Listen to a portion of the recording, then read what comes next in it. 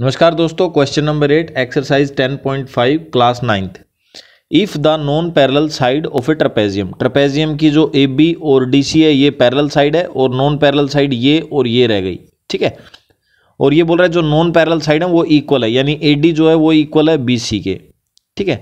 तो बोल रहा है प्रूव करना है कि ये आपको साइक्लिक है, ए डी सी बी जो है वो साइक्लिक क्वाड्रिलेटरल है, ये प्रूव करना है, ठीक है। यानी ये ट्रेपेजियम जो है ये सर्कल के अंदर आ रही है। तो इसको प्रूव करने के लिए देखो, साइक्लिक क्वाड्रिलेटरल प्रूव करने के लिए आप अपोजिट एंगल यानी angle A plus angle C जो है इसको 180 प्रूव कर दो तो ये साइक्लिक हो जाएगी, ठीक है। ये हमें प्रूव करना है, तो चलो कर देते हैं। कैसे करें? एडी जो है ना, एडी ये वाली लाइन, इसके पैरेलल हमने एक यहाँ पे लाइन बना दी बीई, ठीक है। एडी के पैरेलल एक लाइन बना दी बीई।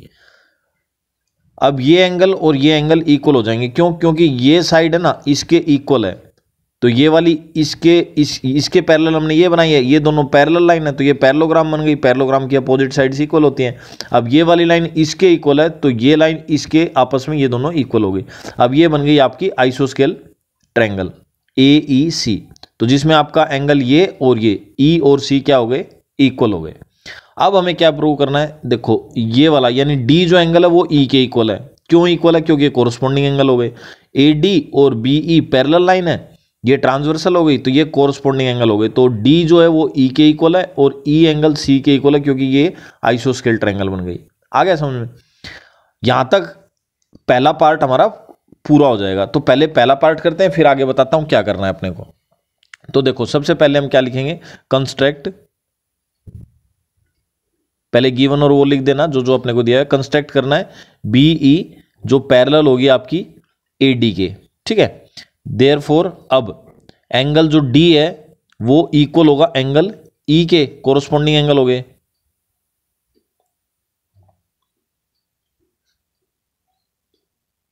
ठीक है। ये एक चीज हो गई। अब एंगल E और C इक्वल होंगे। एंगल E इक्वल है एंगल C के, क्यों? क्योंकि ABE लाइन जो है वो इक्वल है BC के।